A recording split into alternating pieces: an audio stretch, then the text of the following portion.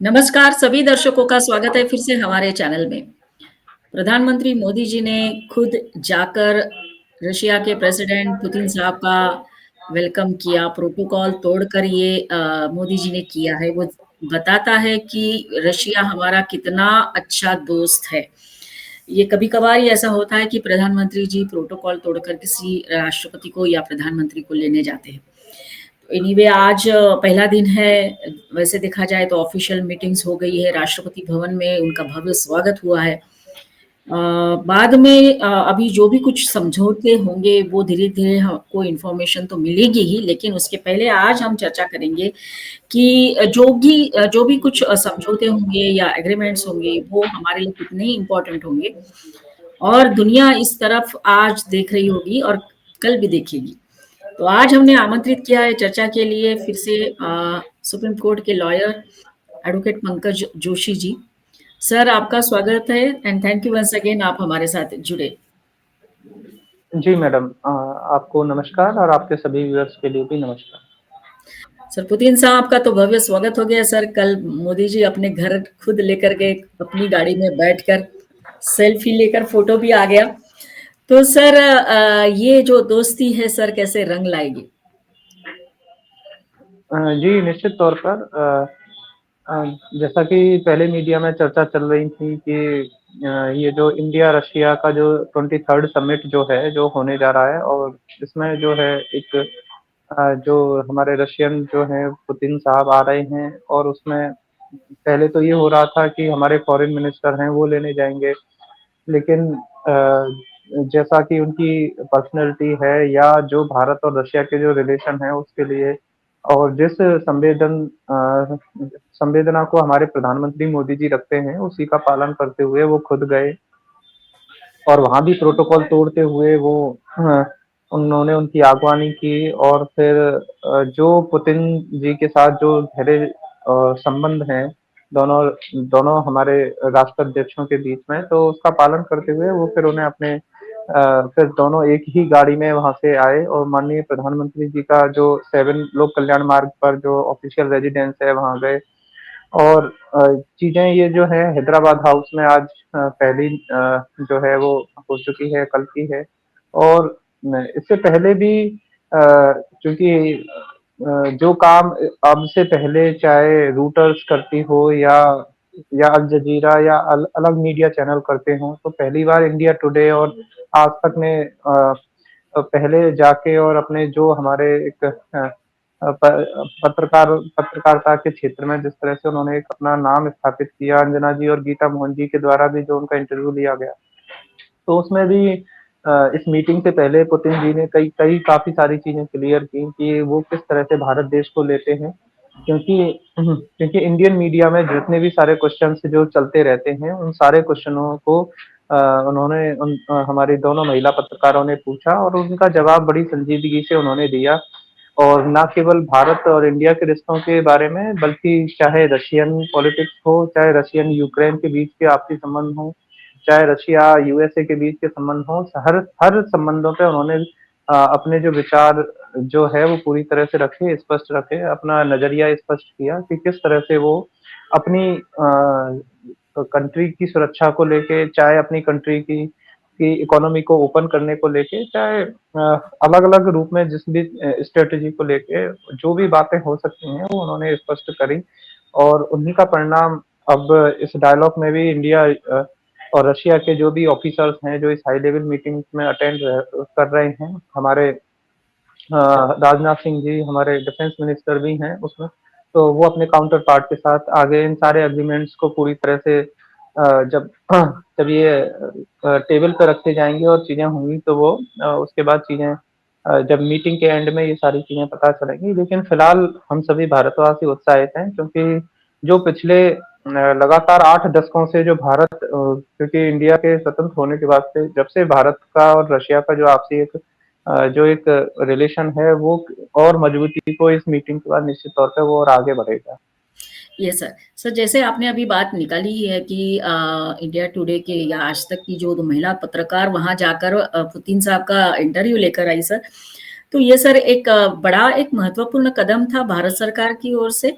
2 महिला पत्रकारों को भेजना जिस तरह से बीबीसी और अदर न्यूज़ चा बड़े-बड़े जाते हैं, तो ये एक टर्निंग पॉइंट रहेगा सर? हाँ, निश्चित तौर पे ये जो इस बार जो हमारी गवर्नमेंट ने जो एक दूरदर्शी सोच रखी है और क्योंकि कई बार ये रहता था कि जो वेस्ट के कुछ ही जो मीडिया हाउस हैं उनका पूरी तरह से वर्ल्ड की पॉलिटिक्स में जो है वो हावी रहती थी और उनका जो थॉट रहता था उसी को वो सब जगह अप्लाई करने की कोशिश करती थी। अब चूँकि ये काम पहली बार इस तरह से हुआ है तो इसके बाद अब हमारी जो एजेंसीज़ हैं वो एक अपने आप को एक ग्लोबल जो नज़रिया है उसमें इंडिया का जो इनपुट है वो शुरुआत से ही वो जाएगा तो और ना केवल वो इनपुट जाएगा बल्कि वर्ल्ड के जो भी पॉलिटिकल लीडर हैं उनके साथ उनका जिस तरह से एक चाहे उनके क्वेश्चंस हों, चाहे उनका पॉलिटिकल गेस्चर्स हो, वो सारी चीज़ें एक अलग एक मोड़ पर एक अलग लेवल पे जाएँगी। तो उसके कारण हमारे जो भी इंटेलेक्चुअल्स हैं ये उनका भी एक तरह से रिगार्ड है कि उनको उनको जो सम्मान बहुत पहले मिलना चाहिए था वो अब जाके हुआ है। तो निश्चित तौर पे इन दोनों महिला पत्रकारों के लिए भी बहुत-बहुत बधाई है, बहुत-बहुत शुभकामनाएँ। और यस, हमारे मीडिया जगत के लिए भी ये अपने आप में जो एक चैलेंजेस लेने से कहीं न कहीं उनको रोका जाता था वो अब भारत सरकार ने दिया है जिसका उन्होंने बखूबी पालन किया है और ये फॉरेन मिनिस्ट्री और हमारे जो भी बिज़नेस हाउसेज़ हैं, साथ में गवर्नमेंट ऑफ इंडिया है, तो ये सभी के लिए एक पुल के रूप में काम करेगा। इससे इससे चीज़ें और सकारात्मक रूप से आगे बढ़ेंगी। यस सर, आपने बिल्कुल सही कहा और सर ये भी है कि जो बीबीसी है या अल जज़ीरा है, वो एक अपना खुद का नैरेटिव भारत के खिलाफ क्रिएट करते हैं। तो अभी इसको भी थोड़ा बहुत अभी कंट्रोल करने का मौका मिलेगा क्योंकि अभी इस तरह की शुरुआत हो रही है कि हमारे भी मीडिया पर्सन्स जो है वो जाके प्रोग्राम करके आए या इंटरव्यू लेकर दुनिया को बता सकते हैं। जी, जी, बिल्कुल, बिल्कुल और इसमें ये क्योंकि जैसे उस ये जो इंटरव्यू जब हुआ तो इसमें भी जब जितने कंफर्टेबल तरीके से पुतिन जी ने वो दिया और अपनी सारी बातें रखी, उससे उससे ये पता चलता है कि वो कितना प्रैक्टिकल सोच रखते हैं क्योंकि भारत में जिस तरह से जो है दोस्ती शब्द है वहाँ पर दुरुस्बा कहते हैं रशियन में तो जो उन्होंने उसको रेखांकित करते हुए कहा और प्रधानमंत्री मोदी जी के लिए भी कहा कि वो किसी के दबाव में नहीं आते हैं और ना वो इस तरह से है कि वो किसी पर बेवजह कोई मतलब आरोप लगाएँ या या कहीं कोई कन्फ्रंटेशन रखें। वो अपने एक सभी के साथ रिश्ते भी सुधारना चाहते हैं और भारत को गर्व होना चाहिए कि उन्हें इतना अच्छा प्रधानमंत्री मिला है, जो एक प्रैक्टिकल अप्रोच रखते हुए सभी के साथ कोऑर्डिनेशन कर रहा है। क्योंकि यस, उनसे उनसे सवाल भी जब कठिन से कठिन सवाल भी कहे कि किस तरह से भारत का स्टैंड क्या है, तो वो उ उसमें भी वो साफ कहते हैं कि भारत का जो जो झुकाव है वो शांति की तरफ है, पीस की तरफ है और उसी के कारण जो भारत का स्टैंड है वो है और कहीं भी ऐसा नहीं है कि भारत कोई अमेरिका या रशिया के बीच की कोई कठपुतली बन के रह गया हो। तो और भारत देश को लेके उन्होंने काफ़ी चीज़ें कही कि भारत में जो है जो जीवन प्रत्याशा की जो रेट है, जो लाइफ की जो रेट है, जो शुरुआत में जब फ्री हुआ इंडिया तो उस समय जो थी और आज आज जब देखते हैं तो वो दुगनी हो चुकी है। और चाहे हमारी जो इकोनॉमिक जो भी रेट है डेवलपमेंट की वो भी इस समय 7.7% की है और विपक्षी लोग हों या अपोजिशन के लोग हों वो इस तक अटैच कर सकते हैं लेकिन निश्चित तौर पे आज के समय को देखते हुए ये भारत की बड़ी अच्छी ग्रोथ है और जो भी अलग-अलग प्रोजेक्ट्स हैं उन्होंने हर प्रोजेक्ट्स के बारे में चर्चा की, चाहे डिफेंस का सेक्टर हो, एनर्जी का सेक्टर हो, उन्होंने हर मुद्दों को छुआ, हर तरह की बातें हुई। यस। जी सर, आज आई थिंक सर ये पहली बार ही हुआ कि इतने खुलकर वो बात कर रहे थे जब इंटरव्यू हो रहा था, हम सबने देखा वो। सर अब बात करते हैं कि जब ये फ़ोटो अभी वायरल हो गई है मोदी जी और पुतिन साहब की, जो कार में बैठे दोनों और फिर मोदी जी के घर गए। तो सर अभी अमेरिका और राष्ट्रपति ट्रम्प ये किस तरह से देख रहे होंगे? देखिए इसमें देखिए ये जो विज़िट जो है इससे पहले अगर हम देखते हैं तो इनकी 4 साल मतलब 2021 में पिछली बार जो विज़िट थी वो 6 दिसंबर 2021 में 4 साल पहले हुई थी और उस समय भी एक ब्रीफ मीटिंग एक पर थी, जिसमें कि किसी भी मीडिया के लिए उन्होंने ना तो कोई एड्रेस किया था ना था। और इस बार आने से पहले जिस तरह के जो एक एक मतलब एक ओपन जिस तरह का एक सौहार्दपूर्ण जो संबंध है क्योंकि इंडिया ने भी जिस तरह से अपना स्टैंड लिया और चाहे ट्रम्प जी ने कुछ भी बोला हो कि इस तरह से कि इंडिया वहाँ पे ऑयल परचेज नहीं करेगा या या इंडिया पाकिस्तान के रिलेशंस के ऊपर भी ट्रम्प ने जिस तरह से बोला लेकिन फिर भी प्रधानमंत्री जी ने जिस तरह से भारत का स्टैंड रखा और इंडिया की जो भी फॉरेन पॉलिसी है उसमें कहीं इस तरह से कहीं झुकाव नहीं लगा। तो ये पॉलिटिकल लीडर की अपने आप में जो एक मजबूत स्थिति होती है उसको दिखाता है कि वो कितने परिपक्व तरीके से वो ज़मीन से जुड़ते हुए और आगे उन्होंने सारी चीज़ें की हैं। और इसी बात को रेखांकित करते हुए पुतिन जी कहते हैं कि इस समय वर्ल्ड लीडर के तौर पे जिस तरह से मोदी जी जो हैं, उन्होंने मोदी जी के साथ की जो पिछली तस्वीर थी वो वायरल हुई, उसके बारे में भी उन्होंने कहा कि मेरी गाड़ी आई थी और वो मिले और मैंने कहा तो उसके बाद तो ये प्रधानमंत्री मोदी जी की उस कर्मठता को भी दिखाता है कि अगर किसी ऐसे देश के साथ जिसके साथ हमारे रिश्ते मजबूत हैं तो उन्हें और गर्मजोशी से और आगे बढ़ाया जाए तो क्यों ना इस समय का भी सदुपयोग किया जाए, ना कि केवल अपने ईगो में बैठ के अपनी गाड़ी में ही बैठ के जाने का उन्होंने रास्ता अख्तियार किया। तो इन इन चीज़ों के लिए, इन मेहनत के लिए तो मोदी जी हमेशा जाने जाते हैं कि अपनी कंट्री के स्टैंड लेने के लिए जिस भी लेवल तक जो भी हो सकता है उसको वो करते हैं। तो ये एक व्यावहारिक सोच तो इसमें निश्चित तौर पे है ही है। और और खास करके जब जब उनसे ये सवाल भी पूछा गया कि पिछले 2-3 महीनों जो है कि अब जो ऑयल का जो है क्योंकि भारत जो है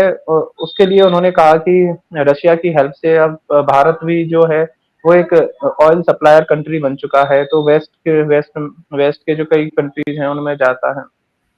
तो उसमें उसमें भी उन्होंने जितनी सहजता से ये कहा कि हम इंडिया की हेल्प इस मामले में करेंगे और भारत की एक एक रिफाइनरी को तो इसी वजह से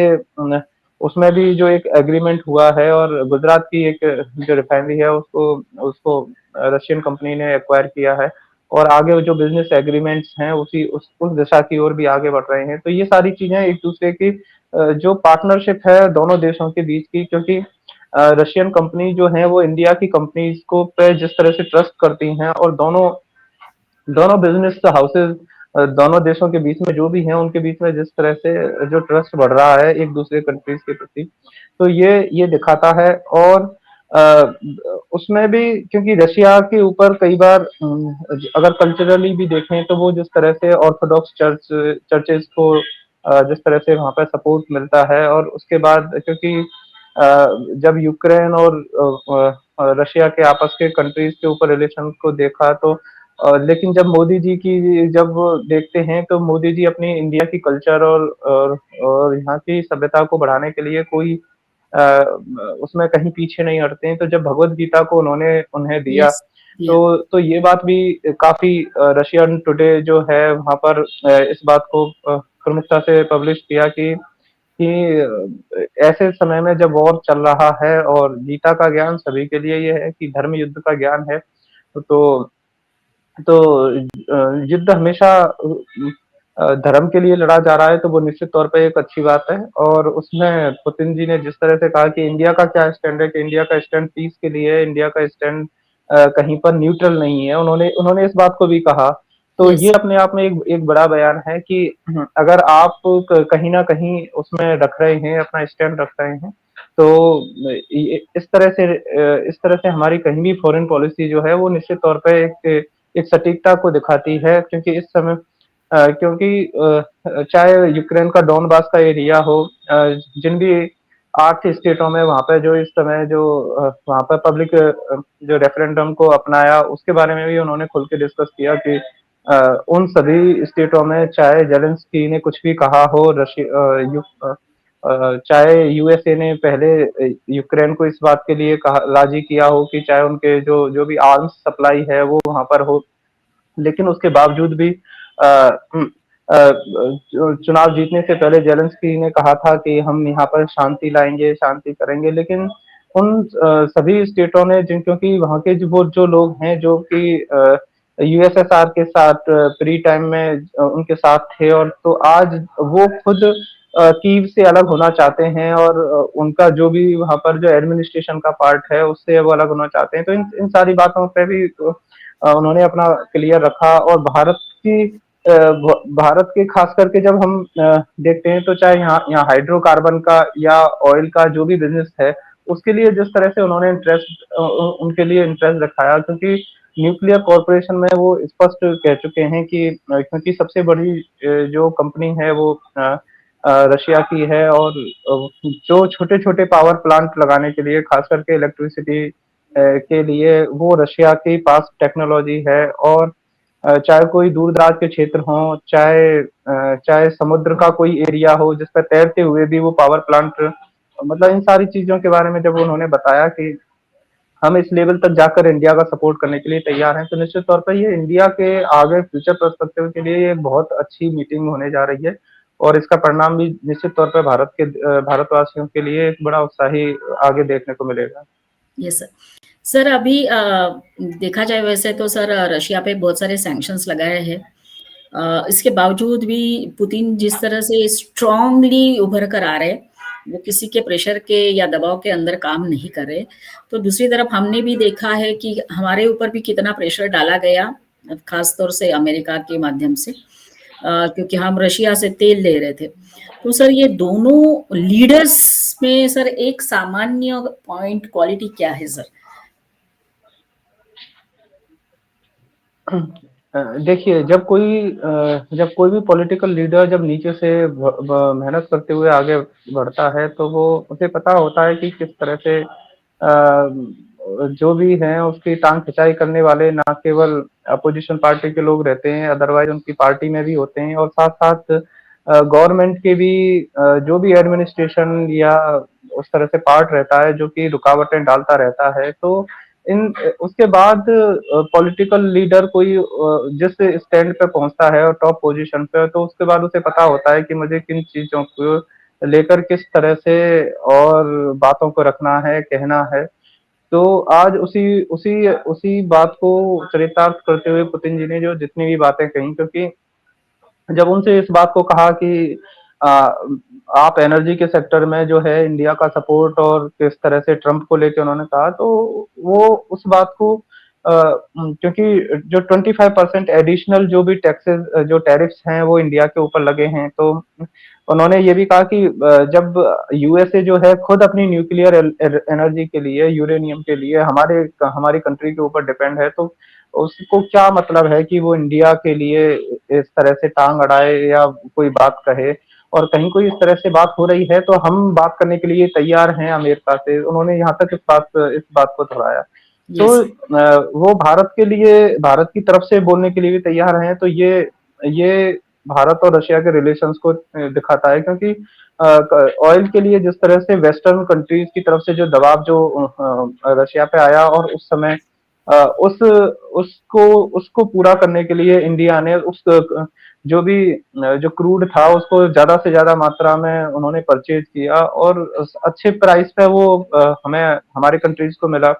और जिसके कारण कि इंडिया ने उसको अपनी रिफाइनरीज में लेके आए, और उसको और क्लीन करके उसको सेल जो भी सेल आउट है, तो उसके मार्केट में इंडिया का जो दबदबा बना। तो अब और जहाँ जहाँ जो वॉर के बारे में ट्रंप के लिए उन्होंने बोला, तो उसमें उन्होंने उस बात को कहा कि ऐसा नहीं है कि ट्रंप नहीं चाहते हैं, ट्रंप के अच्छे नतीजे हैं, वो चाहते हैं कि ये वॉर रुके, वो उसमें क्योंकि वो मानवीय पहलू की ओर, ह्यूमैनिटेरियन जब पहलू की ओर से देखते हैं, तो ट्रंप अपनी बातों को सही तरह से रख रहे हैं, उन्होंने उनसे बोला भी है, लेकिन जेलेंस्की भी अपनी खुद की लोकल जो भी पॉलिटिकल इश्यूज हैं उसके कारण वो वॉर को नहीं चाहते। और जब उन्होंने इस बात को भी रेखांकित करते हुए कहा, क्योंकि जब उनसे 2 बार 3 बार ये सवाल पूछा गया, तो उन्होंने अपनी यूक्रेन की स्थिति पोजीशन को बिल्कुल क्लियर कट करते हुए कहा कि जो भी स्टेट जो हैं, जो जो यूएस जो जो रशिया के तरफ आना चाहते हैं, या तो हम ऐसा नहीं है कि उन्हें अपने साथ इंक्लूड कर लें, लेकिन जो जितनी फ्रीडम वो मांग रहे हैं और वो कीव से या यूक्रेन से अलग होना चाहते हैं, तो हम उस तरह से, क्योंकि सबसे पहला ये है कि यूक्रेन की जो भी आर्मी है वो वहां से हटे, उस स्पेस को खाली करे। और अगर वो इस तरह से नहीं कर रहे हैं और वहां की उस कंट्री के उस स्टेट के उन लोगों को अगर वो डेथ कर रहे हैं, तो हम हमारी हमारी फोर्स जो है वो नहीं रुकेगी। और जब तक वो एरिया मतलब फ्री नहीं होगा तब तक हम नहीं। तो जो भी, क्योंकि इंडिया की जो भी मीडिया में जो बातें थी उसको उन्होंने एकदम इस बात को क्लियर कर दिया कि हम ये केवल एक दो देशों के बीच का युद्ध नहीं है, क्योंकि वहां की पब्लिक जो है यूक्रेन की, वो भी चाहती है कि हम यूक्रेन के पार्ट से अलग हों और पहले की तरह उसमें जाएं, क्योंकि उन्होंने एक मीटिंग में ये भी कहा था कि Kyiv is the Motherland of all cities of Russia. तो उसमें बाद में चाहे वो पोलैंड में चला गया हो, चाहे कीव यूक्रेन का वर्तमान में हिस्सा है, तो उस पूरे रीजन की जो भी वर्ल्ड पॉलिटिक्स है उन्होंने उसको भी समझाने की कोशिश की कि किस तरह से ये है। अभी मॉस्को एक तरह से सेंटर बन चुका है रशिया का, लेकिन उन्होंने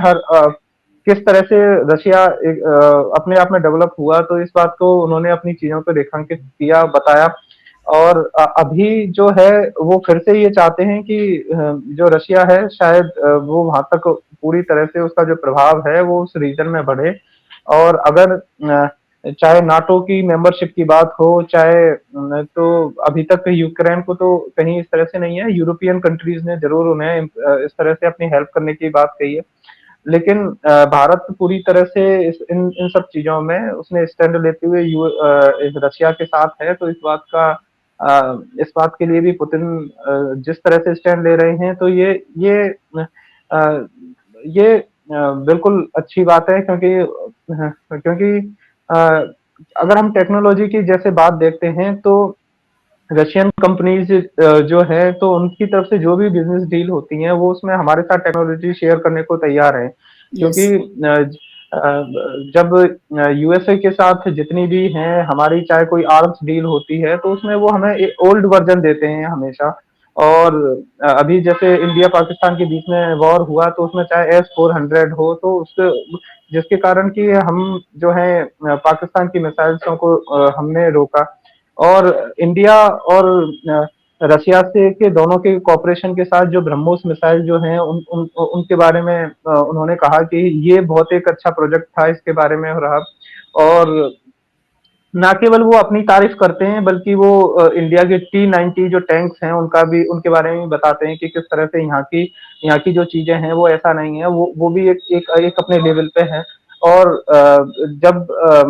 इसके अलावा राइफलों की बात हो कि राइफल्स जो हैं वो अब मतलब इंडिया में ही बन रही हैं, तो क्योंकि मोदी जी जो हैं वो हमेशा इस बात को कहते हैं कि वो इंडिया से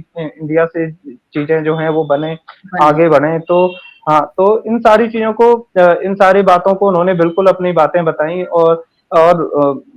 अपनी उन्होंने ये भी कहा कि हम अपनी इकोनॉमी को इम्प्रूव करेंगे अगर कोई दूसरा कंट्री हमारे ऊपर क्योंकि चाहे कोई उन्होंने न्यू नाजी थॉट को भी बताया कि किस तरह से यूक्रेन वाले न्यू नाजी थॉट जो है वो हम पे अप्लाई करने की कोशिश कर रहे हैं, तो उसको हम नहीं होने देंगे। और जो भी कंट्री हम अपनी इकोनॉमी को जिस तरह से इम्प्रूव कर सकते हैं, अगर इंडिया के साथ जो भी क्योंकि उधर से ऑयल की सप्लाई होती है, तो हम चाहते हैं कि इंडिया की जो कंपनीज का जो गुड्स है, जो सामान है, वो ज्यादा से ज्यादा हम परचेज करें, इनटेक करें। और उसके बाद जो हमारा जो आपसी जो रिलेशन है उसको हम और आगे पहुंचाएं। तो उसमें अभी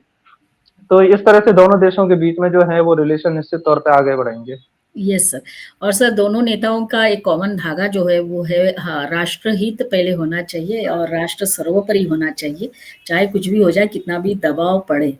तो ये धागा इन दोनों को और ज़्यादा क्लोज लाता है, ऐसा हम मान सकते हैं।